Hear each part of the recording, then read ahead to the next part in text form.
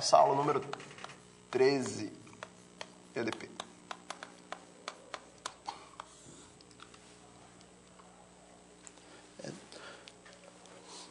Então, um pouquinho do que a gente tem pela frente, tá? Nós temos até ter o nosso fall break, essas 2 semanas de férias. A gente tem aí mais 3 ou 4 aulas pela frente. Sexta-feira ainda estou não decidido sobre sexta-feira que vem, né? Se eu vou dar aula ou não, dependendo de como a gente for. Eu queria fazer um pouco nessas próximas aulas, que a gente conversasse um pouco sobre a equação da... Está muito alto. Vai ter mais lista hoje? Já está no site? Não está no site, vai ter. Não está no site, mas vai ter. Lista sempre tem. Lista sempre é bom. Vocês vão ter 2 semanas de férias, então não podem reclamar. Vocês estão fazendo todos os problemas, eu recebo a lista tudo com 10, então quer dizer que está tranquilo. Mas é bom que vocês estão conversando com o monitor. Fiquei muito feliz naquele dia, passei lá na sala e vocês estavam lá, um grupo de 6 ou 7 pessoas discutindo. Eu acho que é assim que, mostrando interesse, indo pesquisando, esse é o espírito, tá? Esse é o espírito e isso aí para mim conta muito, né? Claramente a gente, assim, avaliação em lista, em prova, é simplesmente uma avaliação escrita, né? Que tem que ser feita, obviamente, mas a avaliação da posicionamento da pessoa, do interesse da pessoa também é levado em consideração, pelo menos eu levo em consideração na hora de avaliar um conceito para vocês no final, na hora de dar uma carta de recomendação para vocês no futuro, quem sabe, né? Isso aí é bacana. Eu acho que vocês deviam ter isso em mente todo o curso que vocês fazem, né? Recebi um e-mail, inclusive do Conrado, um dia pedindo desculpa porque não ia fazer o FaceTime na quarta, não tem problema. Né? Então vamos lá, nas próximas 2, 3 aulas a gente vai conversar um pouco sobre a equação da onda. Aqui eu não vou fazer mais ou menos direitinho o que está no Evans, né? E antes de viajar, queria falar um pouquinho também para vocês da equação de Schrödinger.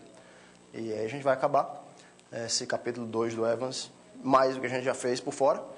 E isso aí vai ser o nosso material para a gente fazer o primeiro exame, dia 14 de outubro, tá?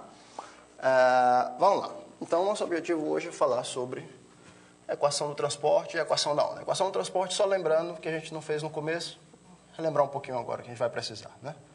Então, hoje nós falamos de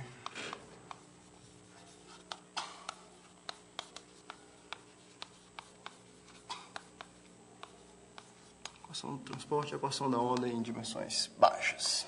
Vamos ver até onde a gente vai. Então tá. Bom.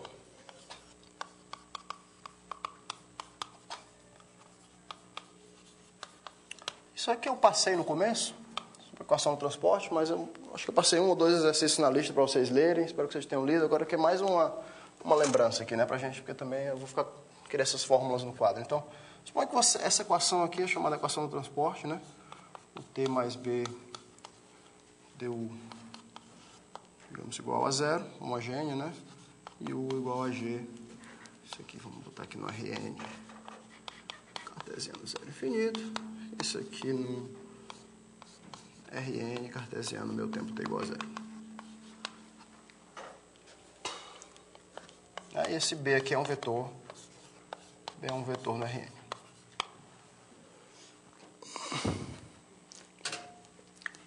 Se você tenta resolver essa equação aqui, né? Se você tem uma solução, digamos, suave, o modo mais rápido de você pensar nessa equação é você realmente olhar para as curvas características dela. A gente vai estar discutindo um pouco sobre o método das características quando a gente retomar o curso em outubro, né? Mas é basicamente isso que você vai fazer aqui para a equação da onda e para a equação do transporte, né? Você vai considerar essa equação parametrizada aqui, x mais bs, né? E aqui t mais s, exatamente essa z de s aqui, onde o s é um parâmetro real, de modo que quando você deriva z' de s, isso aqui dá gradiente vezes b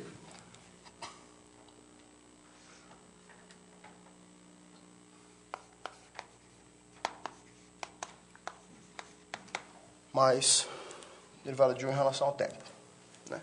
Que, pela minha definição, é igual a 0.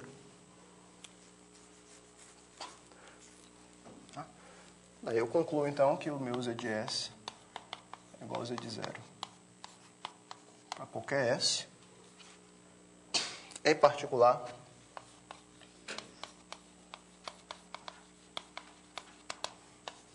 o de xt, né? O de xt aqui é o meu z de... É o meu z de menos... Desculpa. É o meu z de 0. Como eu quero fazer a minha curvinha, usar o meu dado inicial g, né? Então eu pego esse S igual a menos t, então z de 0 igual a z de menos t, que vai ser igual simplesmente a g de...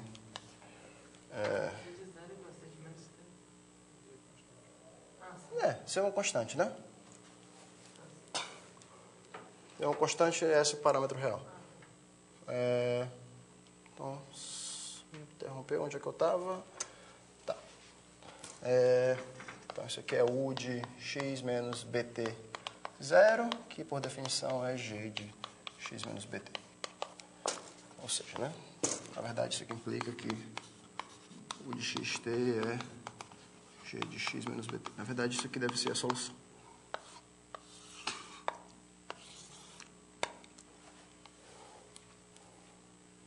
Né? Então, como é que você vê isso aqui? Se você quiser saber quem é a solução U, né? Aqui você está na Rn, aqui você tem a variável tempo. Se você está aqui num ponto xt, você quer saber quem é a solução nesse ponto, é só você voltar por essa linha x menos bt, aqui para cá,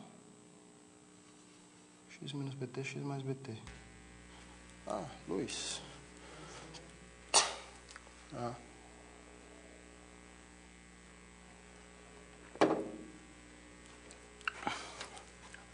Ajuda aí, Renanzinho. X menos bt é para cá ou para cá? Essas são as perguntas mais difíceis.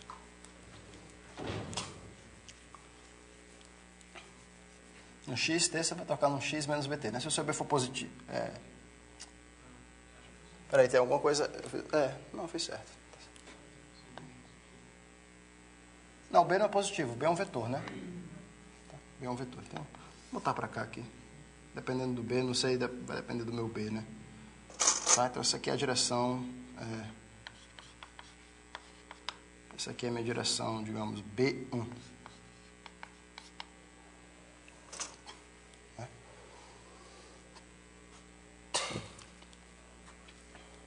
Tá?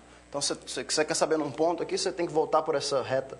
Quer dizer, a solução é constante ao longo dessa reta aqui, né? Dessa reta parametrizada pelo vetor B1. Então, se você quer saber num ponto, você volta por essa reta que passa por esse ponto e tem um vetor de direção B1, no Rn mais 1, quando você tocar no Rn, isso aqui dá o ponto da função original. Né? Essa equação é chamada equação do transporte porque, se você pensar, por exemplo, nessa G como sendo uma partículazinha, né? G como sendo uma partículazinha, o que vai acontecer é que no tempo t, essa partículazinha vai estar se movendo ao longo dessa linha aqui. Né? Com uma velocidade, digamos, constante. V, né? Muito é discutido hoje sobre essa equação. Isso aqui é uma das equações mais... Assim, obviamente não nesse caso, mas essa equação... só uma nota aqui, né? Se vocês algum dia vão ouvir falar na chamada equação de Boltzmann, que descreve, digamos assim, o movimento de partículas em um gás, por exemplo. Em um gás você tem um certo gás rarefeito, é um modelo que não funciona, digamos, para sólidos, assim, com muita densidade. Mas você tem um gás rarefeito ou com uma média densidade, onde você tem algumas partículas que estão se movendo. As partículas, se elas não se chocassem, elas se moveriam junto com a equação do transporte, né? O problema é que as partículas se chocam, né? Isso aí acontece, então você tem aqui na equação de Boltzmann, o que você tem que encontrar é uma função, digamos, U, que aqui tem 3 posições, tem 3 coordenadas, né? X, V e T, né? U de xt quer dizer que a partícula está no ponto x, no tempo t, com a velocidade v. Certo? Basicamente, você pode pensar em U como sendo uma densidade, né? Se você quisesse fazer um negócio discreto, né? Você está contando realmente o número de partículas que estão na posição x, no tempo t, com velocidade v. Né? E a equação seria a equação do transporte nesse contexto aqui, seria basicamente isso aqui, né?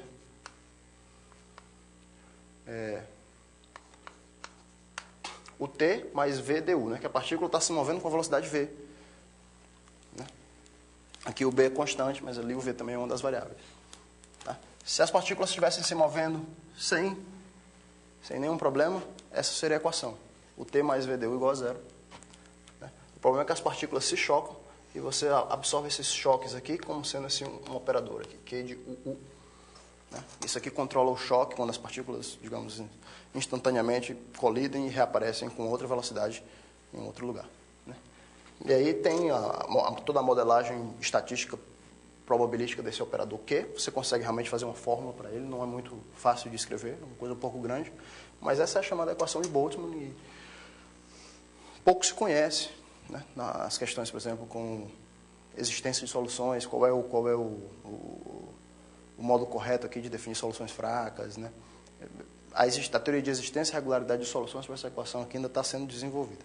Né? Isso foi uma das contribuições do Cédric Villani, agora que ganhou a medalha Fields no ano passado. Foi exatamente provar resultados, um dos primeiros resultados nessa equação aqui de existência e regularidade de soluções. Tá? Então, isso aqui é só um comentário à parte. Né? Voltando para a nossa... Então, a gente vai precisar dessa solução aqui. Né? Se eu te dou aqui uma solução do transporte, a equação do transporte com uma G, se a minha U for, obviamente, para fazer essa derivada aqui, eu tive que assumir que a U era suave, né? Porque senão não podia ter derivado. Então, o problema é, se a U for uma solução suave, ela tem que ser dada por isso aqui. Né? Então, esse é o único candidato a ser uma solução. Né? E o contrário também vale. Né? Obviamente, se G for uma função C1, se G for uma função CU, então a U definida assim é uma função C1 e satisfaz aquilo ali. Tá? Então, aqui você gostaria que G fosse CU. Para poder falar daquilo ali. Legal. Isso aqui foi a equação do transporte homogênea. Se eu tiver um problema não homogêneo, uma versão não homogênea, digamos assim, que é UT mais BDU igual a 1AF, U igual a G. Aqui novamente, em Rn cartesiano zero infinito, e aqui em Rn cartesiano T igual a zero.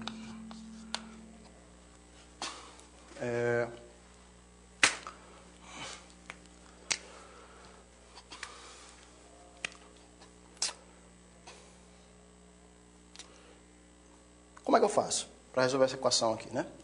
Se for na forma não homogênea, eu considero o mesmo funcional ali, Z de S igual a U de X mais S. X mais BS, T mais S. E nesse caso aqui, o que eu vou obter é que o meu Z' de S, mesma coisa, né? Du vezes B mais o T, é igual a minha F. Tá. Nesse ponto aqui, né? No ponto X mais BS, T mais S. Tá? Então, o que é que eu faço para chegar nisso aqui? Eu quero encontrar o U de T, o de XT. Certo? Eu quero encontrar o U de XT. U de XT menos U de... Digamos aqui...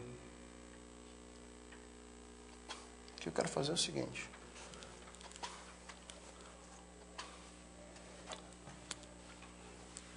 Eu quero começar fazendo o Z de zero, que é o U de XT, sendo que agora eu tenho a derivada da minha função Z. Né? Então, eu vou subtrair mais um ponto aqui, digamos, Z de menos T. Né? Quando eu faço isso aqui, o Z de zero é U de XT, e o Z de menos T é exatamente U de X menos T, zero. Tá? Por outro lado, tem um B, né? Desculpa. X menos BT, zero. Por outro lado, isso aqui eu sei que é igual a... pelo teorema fundamental do cálculo, isso aqui é igual a integral de menos T até zero da derivada de Z, que é a F, né? F de X mais BS, T mais S, TS. Se eu fizer uma mudança de variável aqui, Digamos que eu troque S por J menos T, né? Vai ficar B que multiplica. Vou trocar S por S menos T. Vai ficar S menos T, S, ds, de 0 até T. Tá certo? E aí pronto. Aí eu acabo, né? Porque a minha F é dada. Né? E esse meu cara aqui é U de x menos bt no ponto 0 é a minha G. Então daqui eu encontro a minha solução. Né? U de xt é igual a G x menos bt mais integral de 0 a t de f de x mais b que multiplica s menos t, s ds.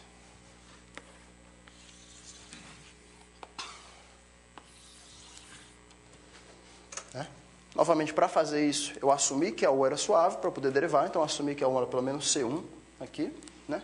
E reciprocamente, se a minha G for C1 e a minha F for, quer dizer, derivada em relação a T, eu vou ter que derivar em relação a X, né, aqui dentro. Então, vou querer que a minha F seja C1 também, só para garantir. Se a minha G for C1 e a minha F for C1, essa função U definida por isso aqui é C1 e vai valer aquilo ali. Você pode fazer o processo reverso, né?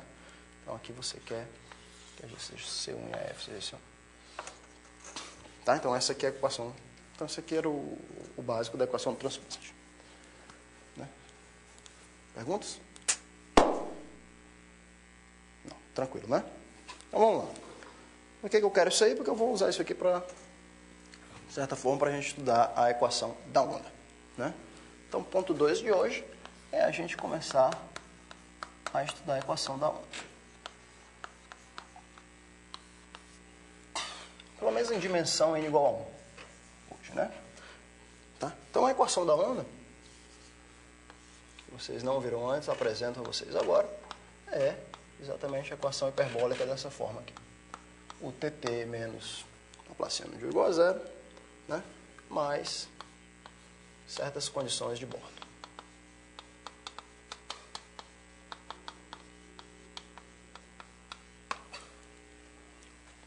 Certo? Então, essa equação aqui, ela descreve, geralmente, o deslocamento. Né? Esse U de xt, isso aqui é em geral, né? Isso aqui, digamos aqui, um aberto U, cartesiano, um tempo, um zero tesão, né?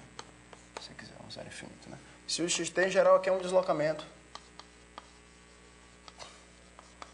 Um deslocamento em alguma direção. Um deslocamento em uma direção fixada, digamos assim, né? Deslocamento em uma direção fixada. Vou já explicar para vocês o que é. Pelo menos em dimensões baixas você pode ver como isso aí, né? Por exemplo, se você tem uma corda,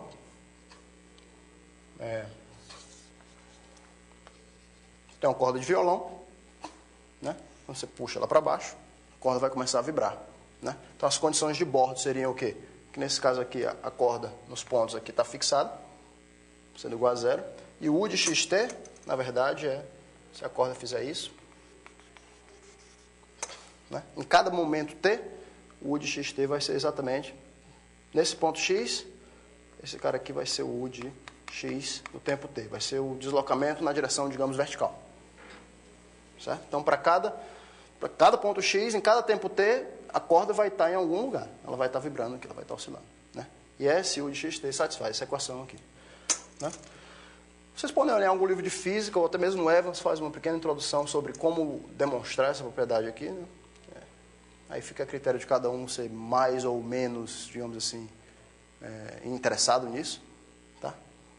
O modo correto de você fazer seria levando em consideração a densidade do fio, aí tem que fazer umas hipóteses físicas. A força que age nesse ponto aqui, se o ponto estiver muito acima, a força vai ficar muito grande, vai trazer o ponto de volta, vai oscilar. Né? Com as clássicas, digamos assim, hipóteses, essa vai ser a equação que vai aparecer. Tá? Não vou fazer isso aqui porque, enfim, somos matemáticos e estamos mais interessados no que a física nos dá de presente. Tá? E também nem me acho não me acho competente para entrar nessa área aí para fazer isso. Então, esse aqui é o exemplo de uma corda em dimensão 1. Né? Obviamente, em dimensão 2, o exemplo clássico seria um tambor. Né? Se tivesse aqui Novamente, eu vou fazer aqui, tentar fazer em 3D. Né? Então, você tem aqui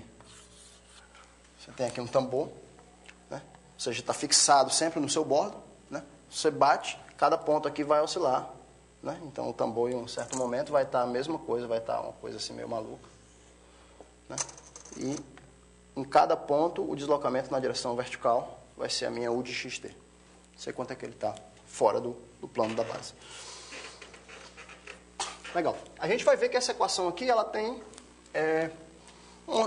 características um pouco diferentes da equação de Laplace e da equação do calor. No seguinte sentido. Né? Primeiro, a gente vai estar interessado aqui um pouco mais na equação da onda em geral, onde domina todo o Rn, tá?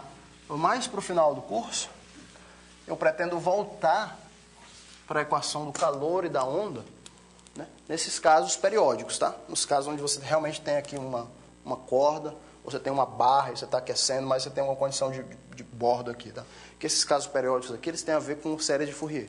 Isso é uma das coisas que a gente quer fazer aqui no final do curso, voltar para a teoria de série de Fourier para resolver no caso periódico. Né? Aqui, como o Evans faz, a gente vai ficar um pouco mais no Rn por enquanto.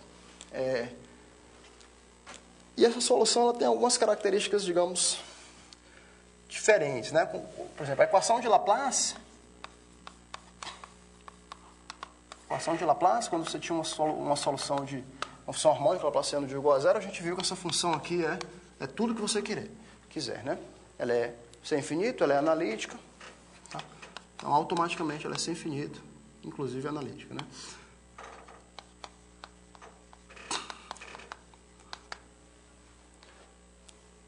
Tá. Por outro lado, né, a equação do calor, a gente viu coisas interessantes que a gente viu foi o seguinte, né? Se você tem são de T menos laplaciano de igual a zero e a U, certo, igual a uma F no bordo, tá?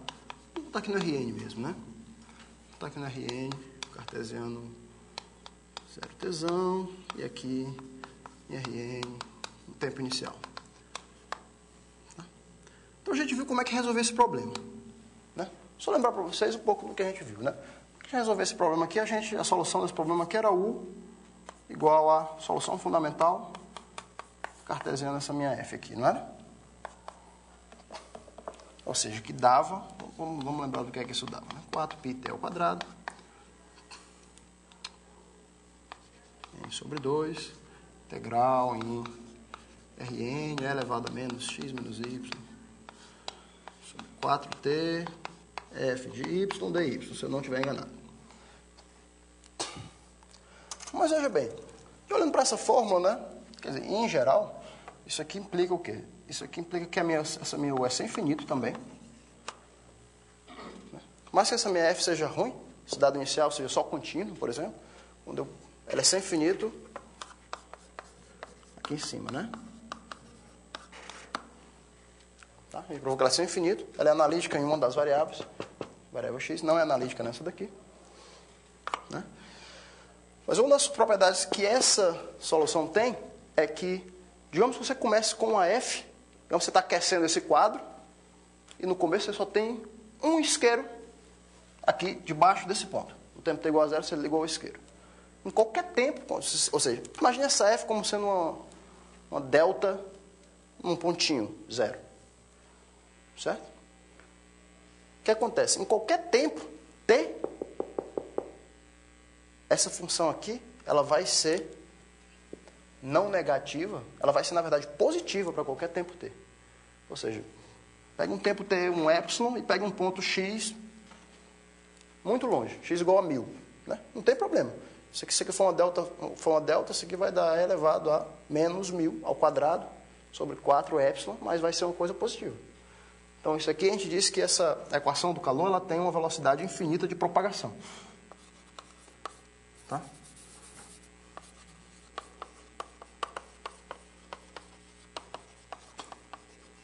Velocidade infinita de propagação. Quando vocês ouvirem esse nome, Infinite Speed of Propagation, é exatamente por esse fenômeno, né? Se você tem apenas um isqueirozinho aqui, no tempo t igual a zero, em qualquer tempo t igual a epsilon, o quadro já esquentou bem aqui. Ou seja, o calor que estava bem ali se propagou para cá de uma forma infinita. Velocidade infinita, né? Por isso que às vezes esse modelo aqui é, de certa forma, um pouco não razoável, assim, fisicamente, né? E a equação da onda, ela não vai dividir nenhuma dessas propriedades aqui, né? A equação da onda, digamos, se você estiver resolvendo o TT menos Laplaciano de igual a zero em Rn, cartesiano zero infinito, U igual a G e o T igual a 1H, você precisa de dois dados iniciais aqui. No tempo t igual a zero, certo? Primeiro aqui não é verdade, né? Em geral, a minha U não pertence a esse infinito. Minha U em geral tem no máximo a regularidade de G e H, certo? E ela tem uma velocidade finita de propagação.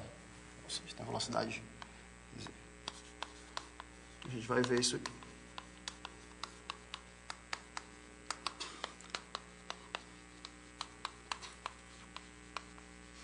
Isso aqui não vai ter uma propriedade da média, um negócio como a gente fez antes, que a gente pode, se a gente expressar essa função como uma certa integral de alguém, a gente vai conseguir que é sem fim, senão vai ser verdade. Tá? E ela tem uma velocidade finita de propagação no sentido de que se bater numa corda bem aqui ou bater no meu tambor bem aqui, ele vai demorar um certo tempo para poder a vibração chegar bem aqui. Né? Tá, vamos começar a ver isso aí. A gente vai fazer aqui nas próximas duas aulas, né, um pouco sobre soluções explícitas. Né? O objetivo das próximas duas aulas é a gente encontrar soluções explícitas para a equação do calor em todas as dimensões. Pergunta?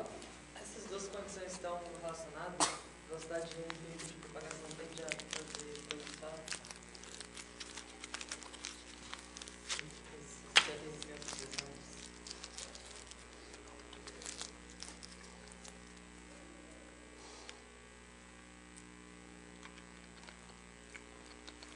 Eu diria que intuitivamente sim. Velocidade infinita de propagação tende a produzir coisas suaves, ao passo que velocidade finita de propagação tende a não regularizar as coisas. Né? Por exemplo, um resultado interessante de EDP também, que tem a ver com a equação do calor e a equação de Laplace, se você pegar, por exemplo, um cubo de gelo, pega um cubo de gelo. Quando você tira da caixinha, o cubo de gelo é bem retangular, bem bonitinho, né? Então você olha para a borda do cubo de gelo. Olha para a borda do cubo de gelo, que no começo é um cubo. Se você joga o cubo de gelo dentro da água, né, você pode provar matematicamente que para qualquer tempo t igual a epsilon pequeno, o bordo do gelo é um bordo suave. Né? Isso tem a ver com exatamente fenômenos desse tipo. Né? Imagina que a regularização é uma forma assim, infinita. Infinitamente rápida. Tá? Vamos lá. Então vamos tentar fazer aqui de uma forma menos, digamos assim, dolorosa possível. Eu imagino que essa parte do capítulo tem mais contas a serem feitas. Eu não pretendo fazer conta por conta, vírgula com vocês, porque nosso tempo de aula é finito. Né? Então a gente passaria aqui 4, 5 aulas para fazer todas as demonstrações da equação da onda. Então a ideia é a gente fazer aqui umas coisas mais básicas, mais importantes. E talvez o que eu achar interessante fica de bônus aí na lista de exercícios. Só para dar uma olhada no livro. Então vamos lá. Então estou interessado, vamos começar por tentando resolver em dimensão n igual a 1, né? Dimensão n igual a 1. Vamos encontrar a chamada fórmula de D'Alembert.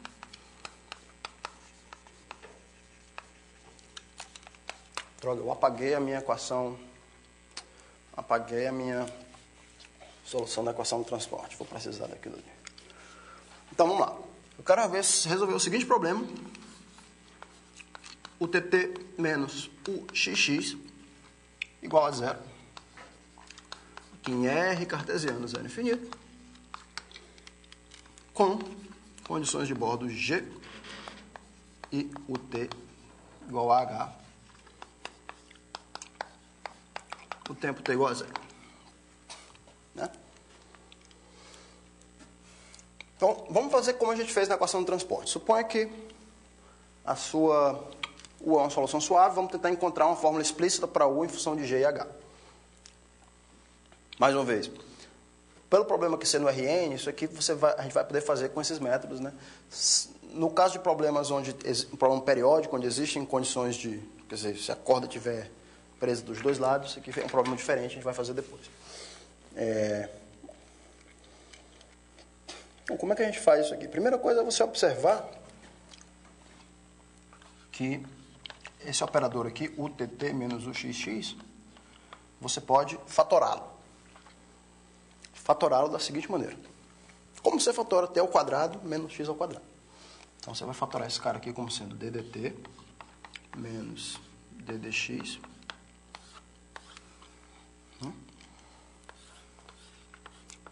ddt mais ddx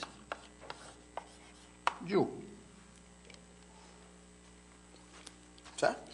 Ou seja, quando você estiver tirando as derivadas mistas, né, dt dx, com dt dx vai cortar.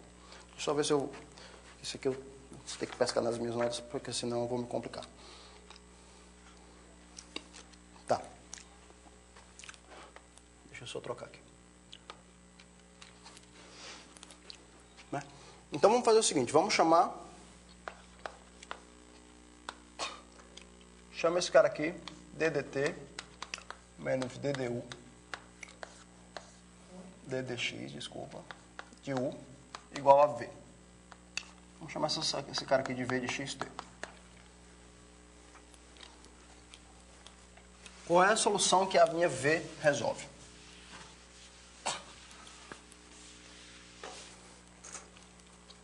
Essa minha v resolve exatamente vt mais Vx igual a zero. Não é? Se eu chamar esse cara aqui de V, ele vai resolver, né, que isso aqui é zero. Se eu chamar esse cara aqui de V, ele vai resolver Vt mais Vx igual a zero. Isso aqui é uma equação de transporte. É escrita bem ali, com o coeficiente B igual a 1. Não é? Então, da minha solução da equação do transporte, né, então isso aqui é uma equação de transporte. Dimensão n igual a 1 e aquele meu vetorzinho b igual a 1.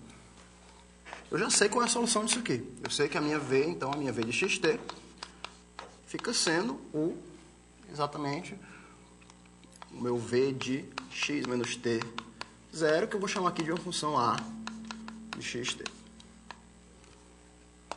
Então, vou definir a minha a de xt como sendo v de x menos t zero.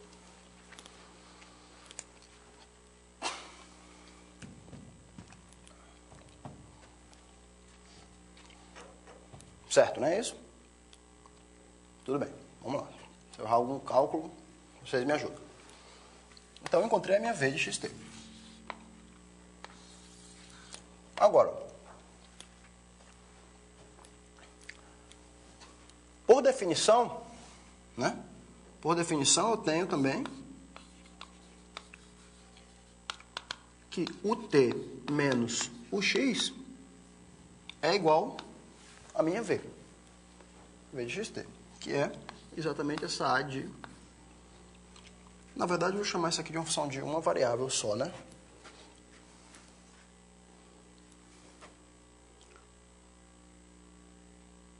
Não, deixa aqui, a de xt.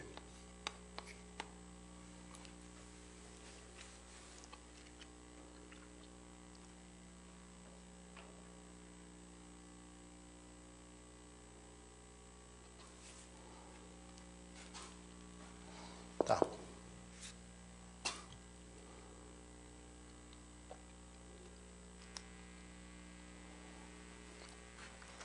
Chama simplesmente aqui A de x menos t.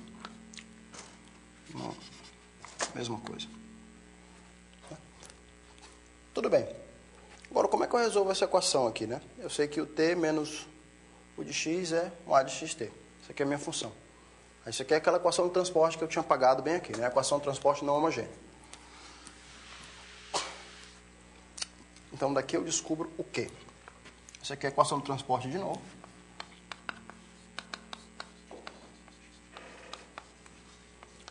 O n igual a 1 e o b igual a menos 1 aqui, né? E aqui não homogêneo, tem esse termo aqui. Tá, então deixa eu ver o que é que tinha escrito ali. Para eu chegar a essa seguinte conclusão. Eu sabia que com isso aqui eu chego que u de xt é igual a u de x mais t no ponto zero, mais a integral de 0 até t de a de x mais t menos s ds.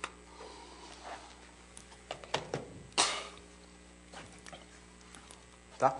Essa era a fórmula para a solução da equação do transporte quando eu tinha essa função aqui, né? Essa função aqui é a minha f de xt, né? Então, vocês lembram que a u de xt era u no ponto zero aqui era x menos bt, ou seja, aqui vai ficar, como b é menos 1, vai ficar x mais t, mais a integral de 0 a t da minha f de x mais x menos b, s menos t, s. Você substitui aqui, dá isso aqui. De fato, agora você simplesmente mudando essa variável aqui, né? Se eu mudar essa variável aqui para chamar, isso aqui é a, se eu chamar y disso aqui tudo, né? Y é x mais t menos 2s. Eu vou chegar aqui, u de xt. Quem é u de x mais t? 0. Agora, no tempo t igual a 0, você sabe que a u é g. Então, u vai ficar igual a g de x mais t. Mais, aí vamos fazer essa integral aqui. Essa integral, quando t é 0, quando s é 0, desculpa, dá x mais t. Quando o s é t, dá x menos t. Eu vou já trocar o sinal. Aí aqui dá a de y. E o dy dá menos 2 ds. Então aqui vai ficar 1 meio dy, sendo que eu tenho que trocar aqui. Menos t, até mais t. Certo. Estou quase lá. Consegui expressar minha u como sendo a g mais uma integral de uma certa função a. Agora, quem é a?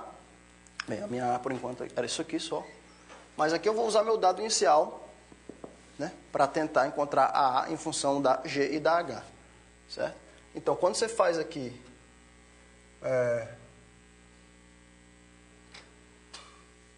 no tempo t igual a 0, se fizer no tempo t igual a 0 aqui, o que você encontra é... Isso aqui morre, né? Isso aqui fica só a u de x igual a g. Legal. Para encontrar a, eu tenho que derivar isso aqui, né? Quem seria o t? xt daria g', x mais t, mais... Quem é a derivada disso aqui em relação a t?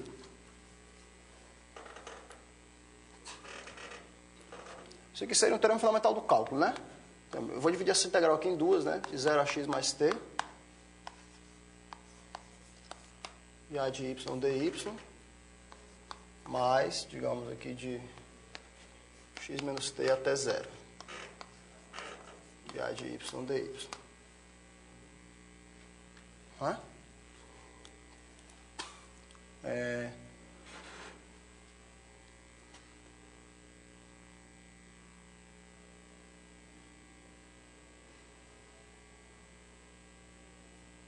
Tá legal.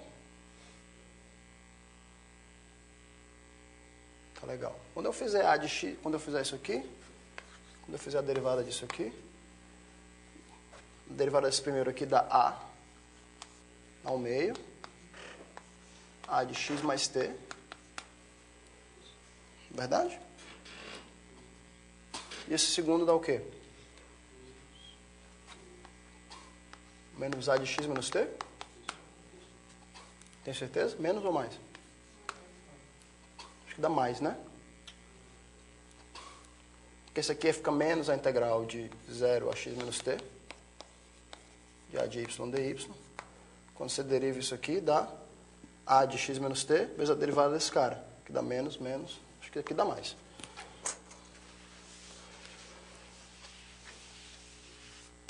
Então, acho que dá isso aqui. E agora, quando você bota o t igual a 0, você encontra aqui o t no tempo t igual a 0 dá h de x, definição, igual a g' de x mais a de x. Conclusão é que a minha a de x aqui tem que ser h menos g'. Isso aqui implica que a minha solução, u de xt, agora vamos lá, vamos reescrever, dá g de x mais t, mais 1 meio, da integral de x menos t, até x mais t, de a. A dá h de y, menos g' de y, dy. Legal, estamos quase lá. Agora, essa integral aqui, integral de g', eu vou tirar, né? Vou usar o termo fundamental do cálculo. E aqui vai ficar simplesmente g' de x mais t. Então vai ficar, só fazer com calma aqui, mais 1 meio, que multiplica, vai ficar menos 1 meio, né? G de x mais t, menos g de x menos t.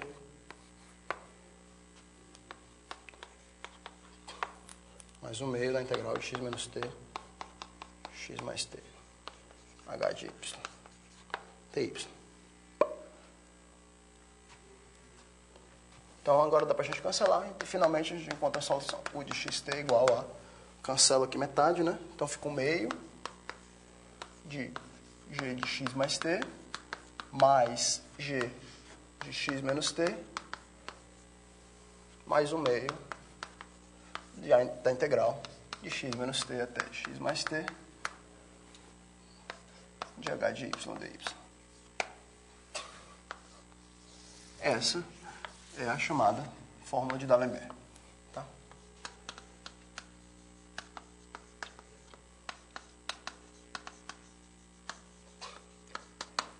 A solução da equação da onda de dimensão n igual a 1. Vê se eu errei alguma conta. Não, no princípio parece que está tudo correto. Então, a gente fez tudo isso aqui supondo, né? Supondo que a minha solução U tivesse regularidade suficiente, fosse suficientemente tantas derivadas quanto eu precisasse para fazer todas as contas que eu fiz aqui. Né? Eu cheguei nessa expressão. Agora eu posso fazer a afirmação contrária. Né? Se a minha G e a minha H forem, de certa forma, tão suaves quanto eu precise, a minha U, então, vai ser uma solução daquela EDP, da equação do calor com aqueles dados iniciais. Né? Então, vou só enunciar aqui o teorema. Tá?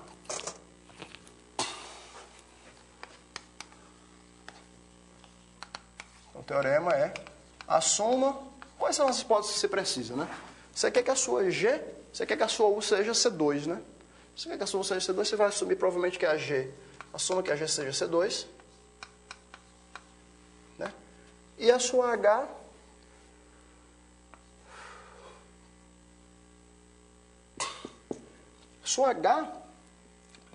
na verdade, você não precisa que ela seja C2, né? Porque uma das derivadas vai morrer aqui pelo teorema fundamental do cálculo. Quando você fizer a primeira derivada em x ou em t, vai dar um H, depois você vai precisar que ela seja C1 para você fazer outra derivada. Então, suponha que a G seja C2 e a H seja C1, né? E defina o por asterisco, onde asterisco é essa fórmula aqui. Né? Então, vale o seguinte. Vale o que você espera que vale, né? A sua U pertence ao C2. Tá? Que Rn zero infinito. R zero infinito, né? A sua UTT menos o XX dá 0.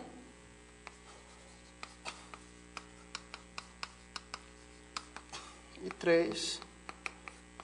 ela tem as condições de bordo corretas. Né? Limite de xt, quando x tende para um certo x0, t tende a 0 pela direita, dá a certa g de x0 e o limite da u de xt, x tende, tá, o t de xt, o t tende a 0 pela direita, isso aqui dá a sua h de x. Tá? A demonstração disso aqui não é difícil fazer, né?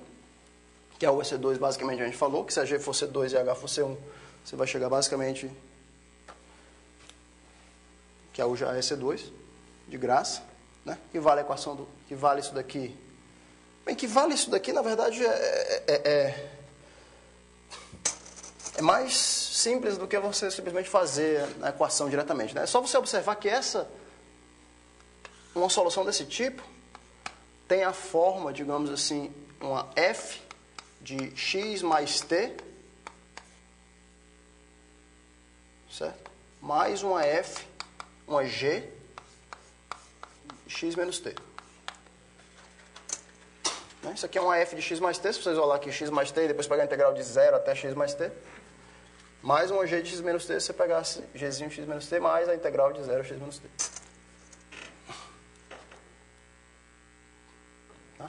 E qualquer função desse tipo aqui, na verdade, satisfaz a equação da onda, né? Se você derivar duas vezes, se a f e g forem em C2, né? Se você derivar duas vezes, uma f de x mais t, qualquer função desse tipo aqui resolve, qualquer função desse tipo aqui resolve essa equação. Se derivar duas vezes em x, vai ficar...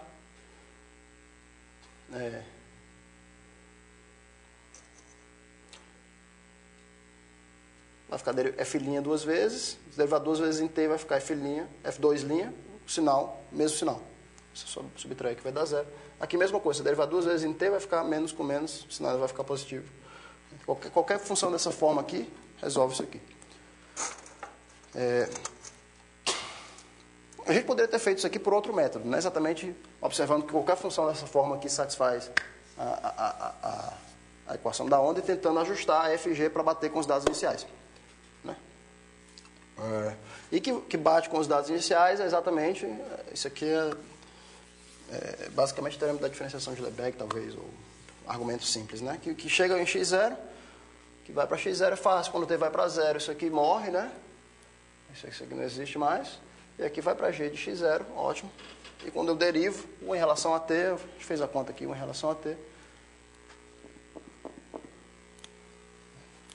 fazendo essa conta aqui, substituindo aqui a A, você vai encontrar que ela volta para o H. Tá. Então, legal. Então, isso aí é a minha solução em dimensão 1.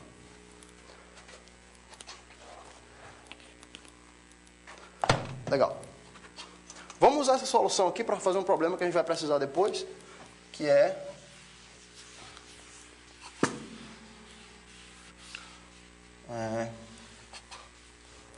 exatamente o problema onde você tem apenas uma semirreta, em vez do R todo, né?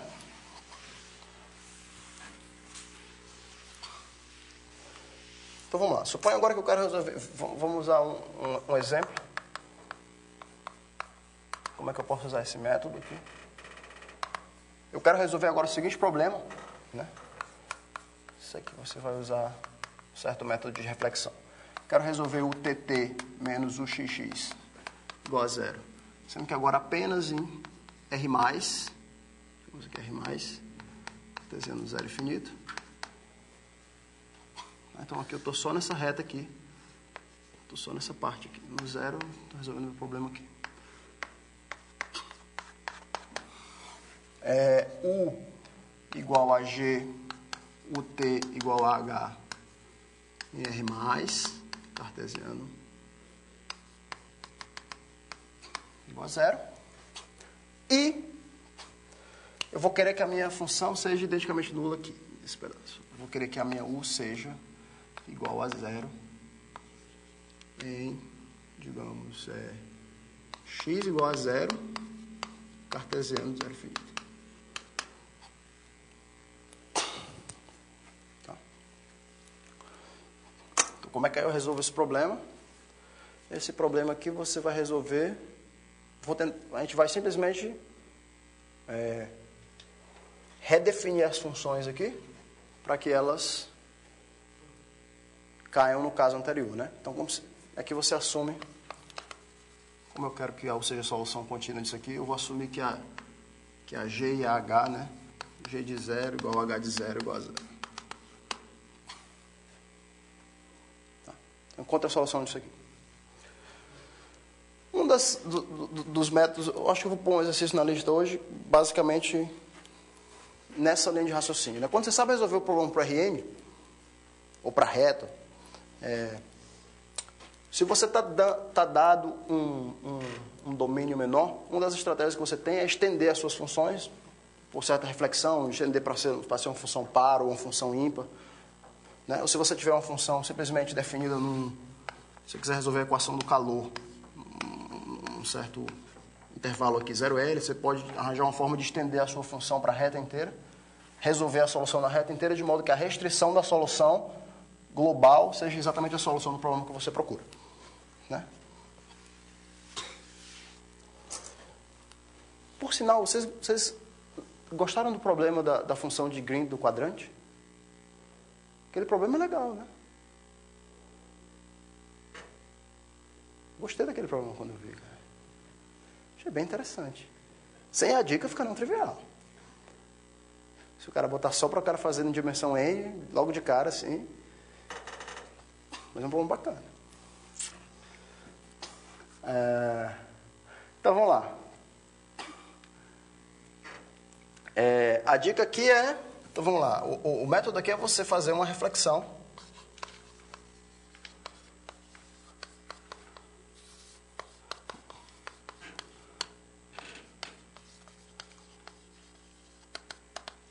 O método aqui é você fazer, você refletir as funções de uma forma ímpar, né? Então, vamos definir aqui o U de xt para x negativo como sendo menos U de menos xt. Vamos chamar aqui de util. Util de xt é menos U de menos xt, onde aqui o x é negativo. Né? Gtil de x é igual a menos g de menos x. Quer dizer, na verdade não é bem isso, né? Na verdade o que eu quero dizer é o seguinte. Vamos definir a util de xt como sendo a U de xt se o x for maior ou igual que zero, e sendo menos U de menos xt se o x for menor do que zero. Mesma coisa para g e para h, tá? Mesma coisa para g de xt e g de x e h de x. Né?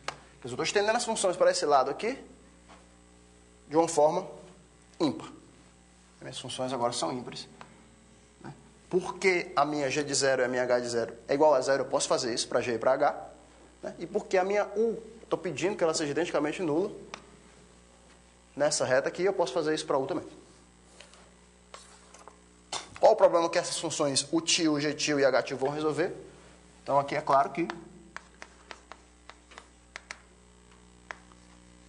essas funções util, gtil e htil vão resolver util tt menos util xx igual a 0. Agora, na reta inteira, né? Util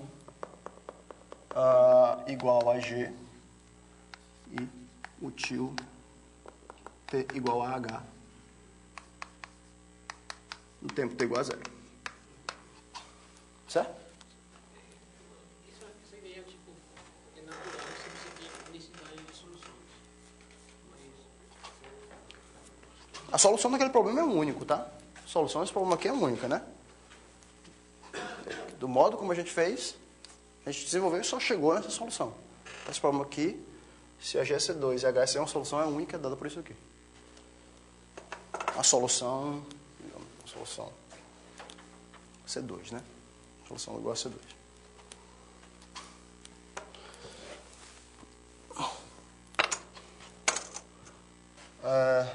Era isso que eu ia perguntar? Tá bom. Então vamos lá. As minhas funções estendidas resolvem esse problema aqui na reta inteira. Tá? E agora eu posso aplicar então a fórmula que eu tenho aqui para mim é util. Então, o que é que dá essa minha fórmula da util? Então, isso aqui implica que a minha util de xt, copiar a fórmula que está ali, dá o quê? Dá 1 meio de gtil x mais t mais gtil x menos t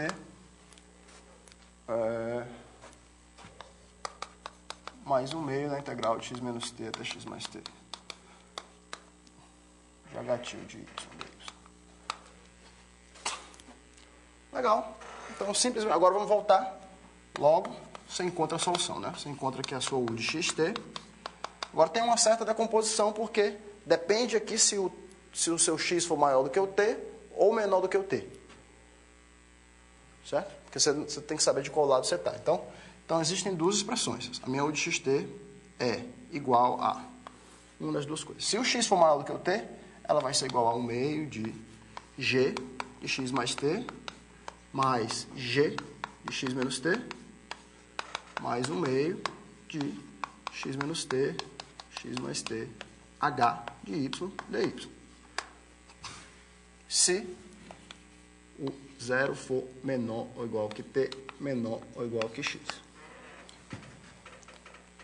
Por outro lado, ela vai ser, se o x for menor do que o tempo, ela vai ser aqui g de x mais t. Agora, g de x menos t, se esse cara for negativo, vai ficar menos g de t menos x mais 1 meio da integral. E essa integral aqui, se o x for menor do que t, vai ser a integral do número negativo aqui embaixo. Digamos, se esse número aqui for menos 2. Certo? Essa integral de menos 2 até 2 da minha função h vai ser 0, porque h é uma função ímpar. Então, em vez de escrever aqui x mais t, vai ficar ok aqui em cima. Mas aqui embaixo, em vez de escrever x menos t, eu vou escrever t menos x. Exatamente porque a integral de x menos t até t menos x dá 0. A minha função h de y. Daí. Se o 0 for menor ou igual que x, menor ou igual que t. E, obviamente, elas coincidem, né? Se o x for igual ao t, porque a g de 0 é 0, não tem problema, isso aqui coincide.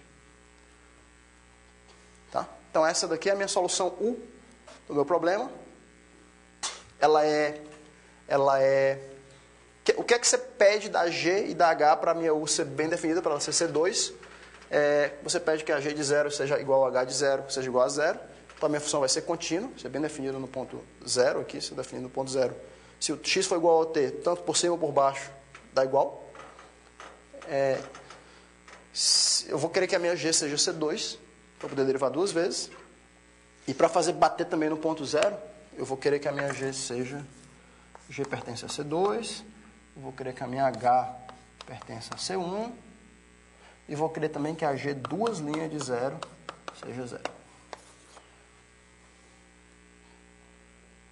Tá? Porque quando eu fizer a primeira derivada da G, vai simplesmente, em relação a x, vai passar esse menos para frente e vai ficar mais e mais aqui. Então, no ponto x igual a t, vai ficar g de 0 mais g de 0 mais g de 0, vai ser igual sempre, não tem problema.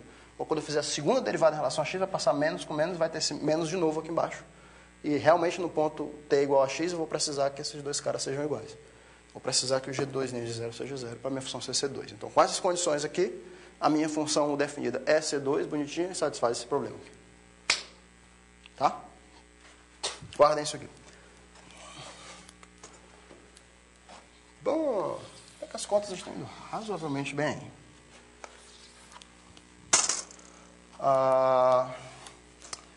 Tudo bem, então isso aí finaliza basicamente nossa solução, nosso exemplo em dimensão 1. Como é que a gente faz agora para dimensões maiores, né? Dimensões maiores tem uma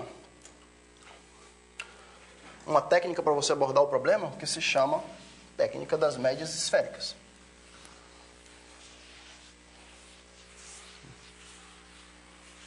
Então, a gente vai fazer agora a solução em dimensões maiores.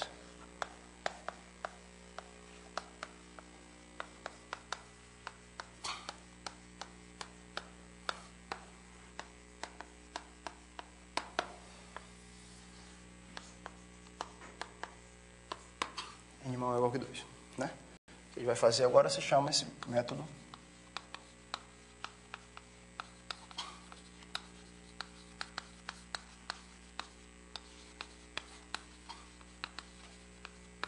das médias esféricas.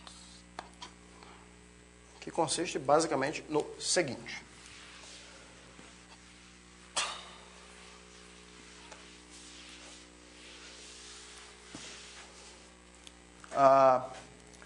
Agora a gente quer resolver o seguinte problema. O TT, continuamos com a nossa equação da onda, o TT menos o xx igual a zero. Agora, em Rn, cartesiano zero infinito. Gente, uma coisa, eu esqueci de mostrar para vocês. Na verdade, eu tinha apagado ali, né? Mas vamos olhar aqui, ó. Essa é a minha solução em geral, né? Do meu problema com G e H. O meu problema no R normal, na reta inteira, né? G e H. Tá? Essa que estava escrito ali. Observe o seguinte, né? Só uma observação, uma nota aqui que eu vou fazer aqui no cantinho, depois eu apago.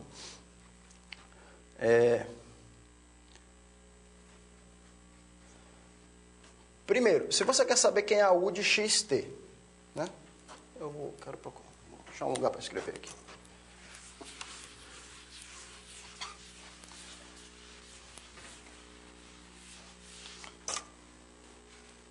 Quero saber quem é a U de xt. Estou resolvendo meu problema aqui na reta. Está aqui a minha reta, está aqui o meu tempo t. Quero saber quem é a minha solução aqui no ponto xt. No pontozinho xt. Quando eu olho para trás, a U de xt, ela é... Quem é que influencia na U de xt? Influencia a função g no ponto x mais t e no ponto x menos t apenas. Né? Então você vem para cá. Então a minha g só influencia nesse ponto aqui, x menos t, x mais t. E também a minha H. A minha H influencia na U de xt, no ponto xt. Mas simplesmente nesse intervalo x menos t, x mais t. Ou seja, a minha H, então a minha G influencia aqui nesses caras. E a minha H influencia aqui dentro. E você vê que apenas esses pontos aqui influenciam nesse cara. Certo? Isso é que eu digo que é a velocidade finita de propagação. Por quê? Porque se você mexe no seu dado inicial bem aqui, pode mexer do jeito que você quiser, o seu dado inicial bem aqui, não vai afetar o valor da função nesse ponto. Certo? Então, esse dado inicial aqui, a função g nesse ponto, a função g num dado ponto, ela só vai afetar os valores nessa reta e nessa reta. Certo? E o valor da função h, a função h num ponto, né, ela vai afetar o valor da função nesse cone aqui, digamos assim.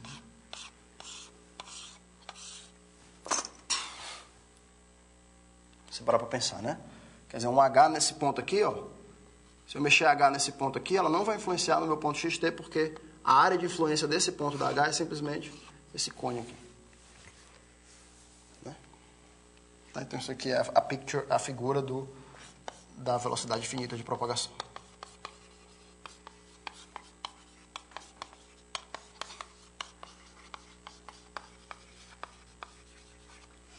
Na verdade, isso aqui a gente chama esses cones de dependência, certo?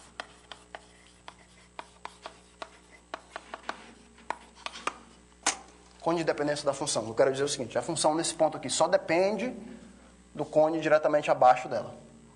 Um ponto aqui para a minha função g, para o meu dado inicial, só influencia em duas linhas, na verdade. Só influencia nessa linha e nessa.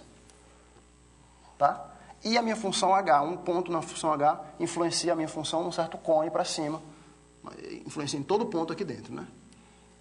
É fácil ver que essa figura é simétrica, né? H influencia nesse ponto, somente se esse ponto está no cone debaixo da H. Então, os pontos tais que o lugar geométrico dos pontos aqui, tal que o cone embaixo dele contém esse ponto, é exatamente esse cone aqui.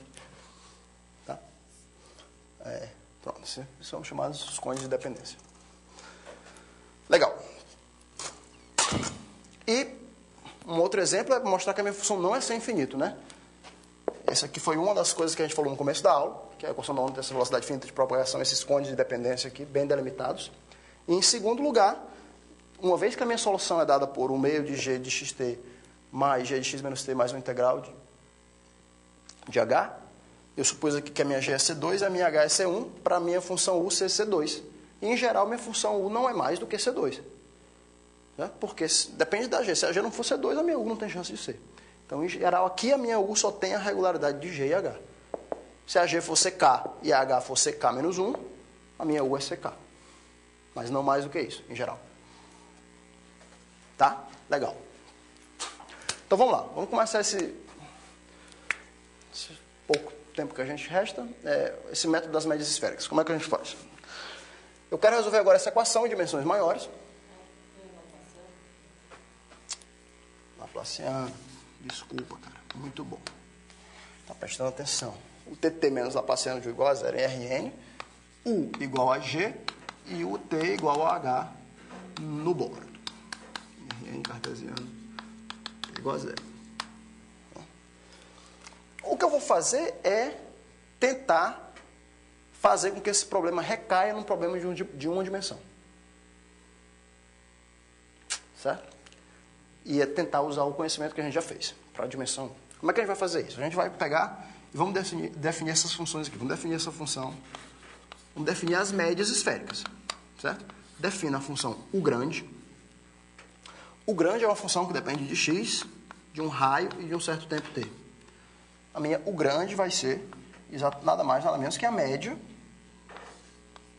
na esfera de centro x e raio r da minha função Uzinho de yt medido de superfície de y. Isso aqui vai ser a minha Uzão. E aí eu defino a minha G também do mesmo jeito. G agora não tem a componente tempo, então só depende de x e do raio.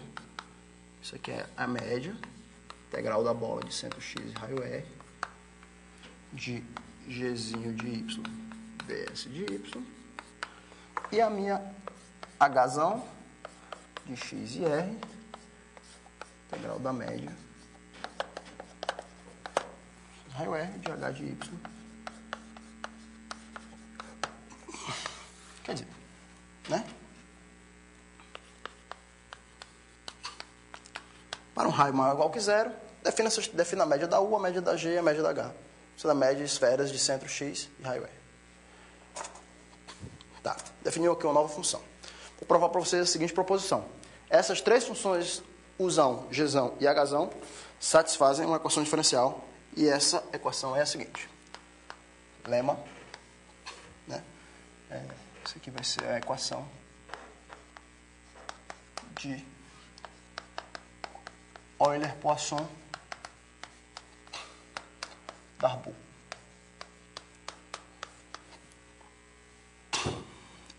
Vamos lá. Fixe o x. Fixe um x em Rn. Eu vou olhar agora para essas funções como funções de R e T. Eu vou dizer que elas satisfazem a equação diferencial, né? Vamos lá. E seja U solução. Vamos supor aqui que o n é maior que 2 e a U aqui vai ser um certo Cm, onde m é maior do que 2. Tá? Vamos supor que a U é suave, só para fazer a conta, depois a gente vai ter que fazer de trás para frente, para verificar que a gente encontrou realmente a solução. Né? Seja a solução de asterisco. Asterisco, esse cara aqui. Então, duas coisas, né? A minha Uzão pertence a Cm, tá? Cm de R+, digamos que cartesiano é infinito, e vale os seguintes fatos. Vou botar de R+, aqui, botar R+, barra para dizer, ela pertence a Cm de R+, e é contínua até o bordo, tá? O TT menos URR menos N menos 1 sobre R. O R igual a 0.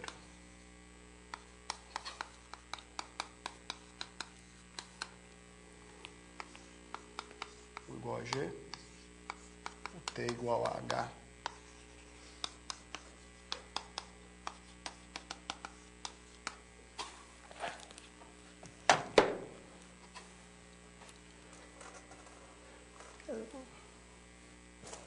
Vou botar isso aqui, tá? Por isso aqui eu quero que vocês entendam que ela é CM no aberto e todas as derivadas são contínuas até a borda. Tá?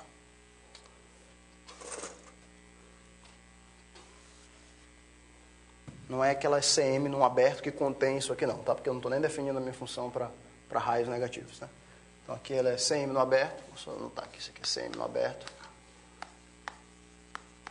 né? E todas as derivadas,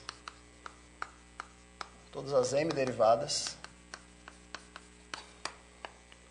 contínuas até o bordo. Legal. Então, satisfaz essa equação aqui. UTT menos URR menos N menos 1 sobre R. O R igual a zero. Que é quase uma equação do calor, ou uma equação da onda, se não fosse por esse termo feio aqui. Esse cara mal. Né? Por exemplo, em N igual a 1, eu não teria esse problema. Tá, mas N igual a 1 eu já sei fazer. Né? O igual a G, o T igual a H no bordo. Ora, que o Uzão é igual a G no bordo, não tem o que fazer, né? Quando o T é igual a zero, simplesmente isso aqui, a Uzinho de Y0 fica igual a G. E quando você deriva em relação a T, essa média que não tem nada a ver com T, você vai passar a derivada para dentro e vai ficar igual a H. Né? Então essa condição é basicamente de graça para você. Vamos verificar as outras duas.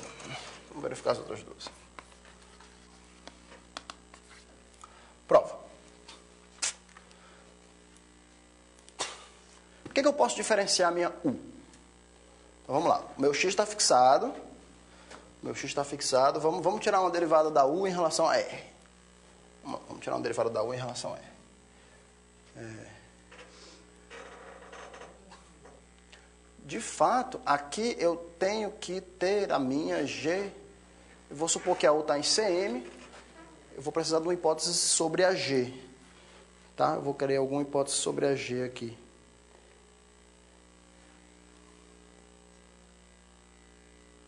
Não vou querer hipótese sobre a G não, só depois. Estou supondo que a minha U é CM, quero provar que essa Uzão é CM. Então, quem é U derivado em relação a R? Vamos lá, vamos tentar derivar esse negócio aqui, né? Isso aqui é DDR. A gente já fez essa derivada, essa conta a gente já fez várias vezes, né? Vou fazer de novo rapidinho, né? Isso aqui é 1 sobre, aí a média da bola é N, alfa N, R elevado a N menos 1, integral sobre o bordo da bola, x raio R, de U, de YT, ds de Y. O que você faz aqui? Então, eu quero derivar isso aqui em relação a R. Antes de mais nada, a gente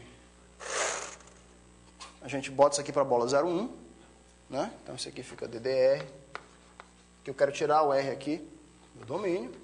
Então, aí isso aqui vai ficar 1 sobre...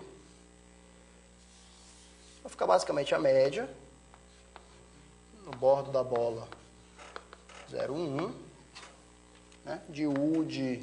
Agora, quem é Y? X mais RZ T ds de Z.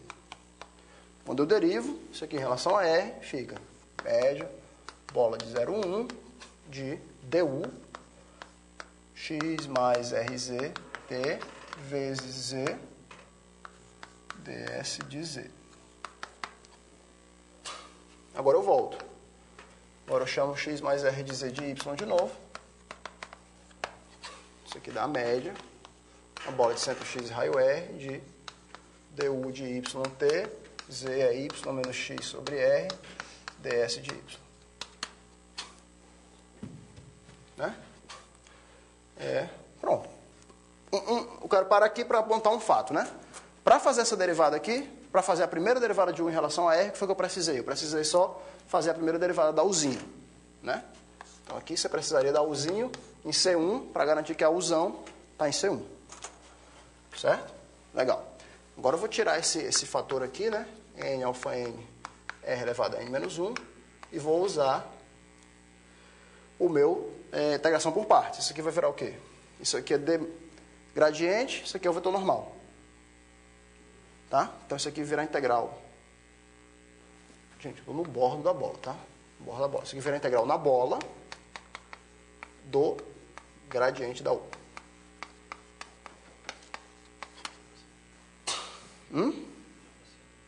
Desculpa, Laplaciano da U. Tá? Fica integral na bola do Laplaciano da U. Com sinal positivo. E agora eu passo de novo a média aqui para dentro. Vai ficar, então, R sobre N, que agora eu estou fazendo a média na bola, XR, Laplaciano de U, de Y, S de Y. Legal. Eu achei uma fórmula aqui que tinha um Laplaciano, mas eu não preciso de duas derivadas. Aqui não, tá? Só preciso de uma derivada, tá? Da U. Né? Isso, duas aqui para chegar nessa fórmula mais fechada no final. Legal, então aqui está a primeira derivada da UR. Agora, quem é a segunda derivada da UR?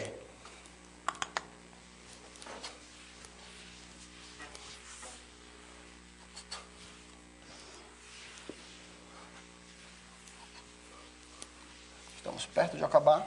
Esse é o último resultado de hoje. Se eu quiser fazer a segunda derivada, o R. Isso aqui dá o quê? Bem, vamos lá. Agora aqui fica mais fácil, né? Porque isso aqui é... Vamos isolar o que a gente tinha. Isso aqui é 1 sobre N alfa N, R elevado a N menos 1. Verdade? Verdade. Integral na bola de centro X e raio R, Laplaciano de U de Y, dy. Isso aí é a minha função original. Desculpa, gente, aqui não tinha um ds de y não, tá? Que é dy mesmo.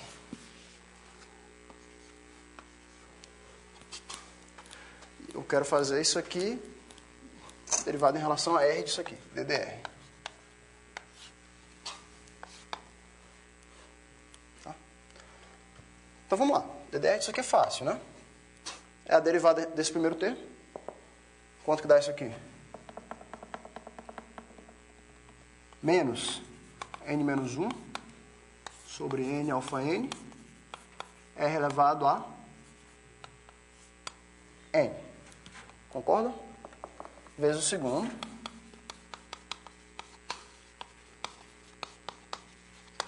Mais o primeiro vezes a derivada do segundo. Qual a derivada desse cara aqui? Em relação a R.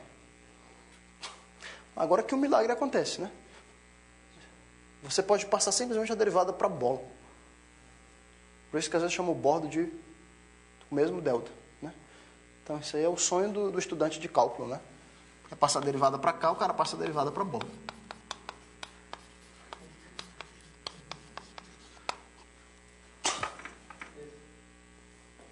ds. Isso aqui é fato para qualquer função, né? Toda vez que você... Por quê? Porque isso aqui você tem a fórmula de coordenadas polares, né? Quando você tem um integral de uma função na bola de centro, sei lá, centro x e raio r, né? dy, isso aqui é a integral de 0 até r da integral do bordo da bola de centro 0 e raio de centro x e raio s de f de y ds de y ds. Pelo teorema fundamental do cálculo, se você derivar isso aqui em relação a R, dá só o valor desse cara aqui no ponto R. Exatamente esse cara aqui. Tá? Lembre disso aí, tá? Isso aqui a gente vai estar usando nos próximos dias, então isso aqui é o sonho dos estudantes do cálculo. Que vale. Então, legal. Então aqui eu já basicamente...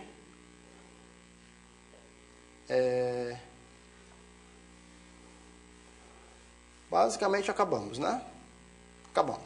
Acabamos assim, essa primeira parte, né? Eu fiz a primeira derivada. Eu estou querendo provar isso aqui. Estou querendo provar que se a minha Uzinho é CM, a minha Uzão é CM. Certo? Primeiro, observe que a Uzão... Aqui na minha integração não tem nenhuma dependência em relação a T. Então, se a minha Uzinho tem M derivadas em relação a T, eu posso passar M derivadas para dentro em relação a T e eu estou tranquilo. Né? Agora eu estou olhando só para as derivadas em R. Para a primeira derivada em R, a gente viu que bastava uma derivada da U. Bem aqui. Legal. Né? Para a minha segunda derivada em R, eu vi também que só são necessárias duas derivadas na U. Que eu tenho aqui o Laplaciano da U e o Laplaciano da U. Então, duas derivadas. Agora você volta ao problema original. Porque o problema original era, você tinha a integral numa bola de uma função. Integral no bordo da bola, né? Então, para essa integral aqui do bordo da bola de uma função que tem duas derivadas a menos, que é a original.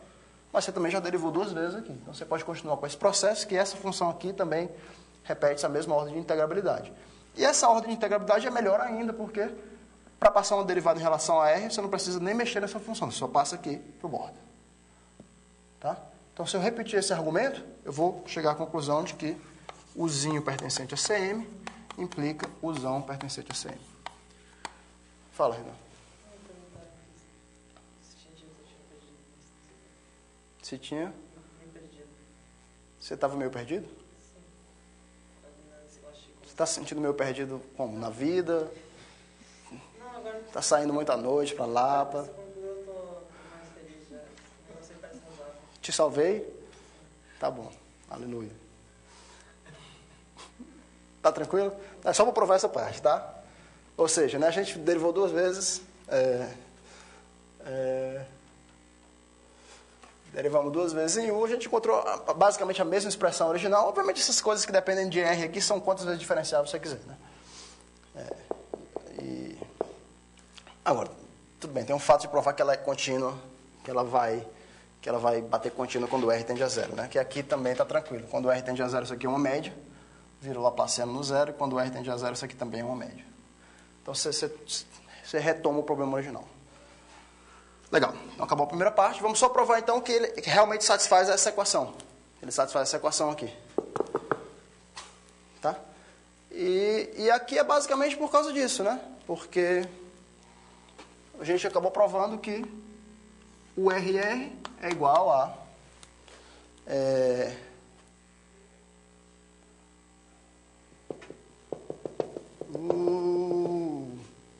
aqui eu tinha uma... Vamos lá, vamos tentar fazer... Acho que a gente não errou nenhuma conta, não. Né? Você tinha aqui menos n menos 1 sobre n. E aqui era o volume da bola, né? Então, isso aqui é a média. Média sobre a bola. Quando?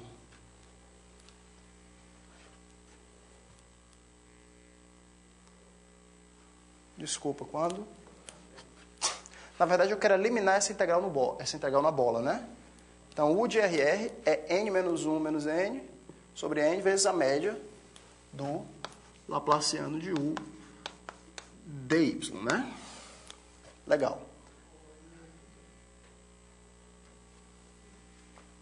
Esse n aqui? Ele fica, né? Porque esse nzinho só aparece na área da esfera, não no volume da bola. O volume da bola é só isso aqui. Tá. O RR é igual a isso aqui, mais esse outro termo, né? Então, mais 1 sobre... mais a média na esfera de Laplaciano, o de y ds de y. Legal. Então, você quer o URR. Por outro lado, o meu R era aquilo ali, né? R sobre N vezes a média,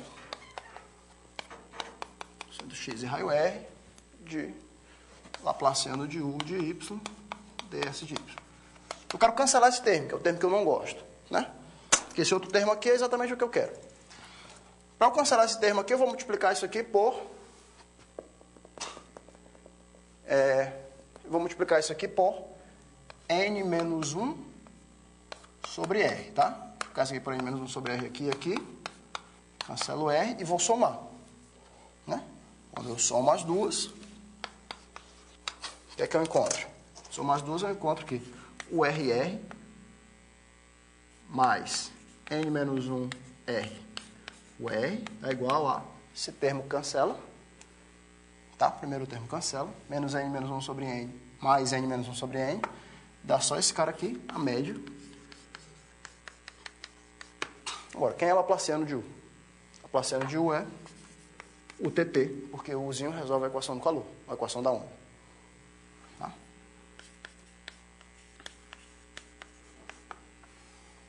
Agora, o que é isso aqui? Por definição, isso aqui nada mais é do que o Uzão TT, né? Então, aí você chega que o Uzão TT é igual ao R mais n menos 1 sobre R, o Rzinho. Fiz alguma conta errada?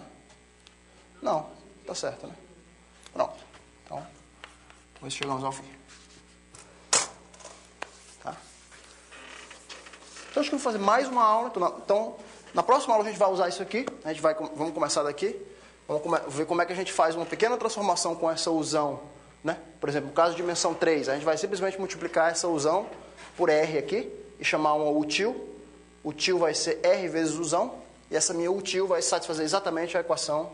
Vou matar esse termo, vai satisfazer exatamente a equação da onda. Tá? E aí eu vou usar o resultado que a gente fez usando o método da reflexão, né? Porque isso aqui é definido para R positivo. A gente vai fazer a solução para N igual a 3, para N igual a 2. Eu acho que a solução no caso geral vai basicamente seguir isso aí. Legal, gente. Vocês têm lista para entregar? Eu tenho lista para entregar para vocês. Fim da aula. Leonardo, corta.